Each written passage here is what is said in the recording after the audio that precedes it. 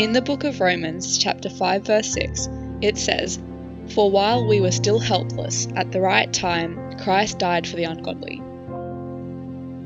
But what does it mean to be helpless? When we say something is helpless, we often think of a hopeless situation. We see things like this every day in the natural world, and sometimes even in our own lives. Being helpless means to be trapped, to be unable to change things when they go wrong. Because of sin, we are trapped. We cannot save ourselves, and we are unable to be God's people. Sin makes us helpless.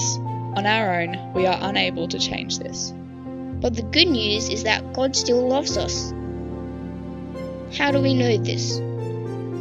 Romans 5 verse 8 says that God proves his own love for us in that while we were still sinners, Christ died for us. We were helpless and trapped in our sin. But even worse than that, while we were still God's enemies, God showed us how much he loved us by sending Jesus. While we were still sinners, Jesus died for us, for all ungodly people made helpless by sin. And what does that mean for us now? If God loved us enough to send Jesus while we were still his enemies, imagine how much more he loves us now we are made right with him through Jesus.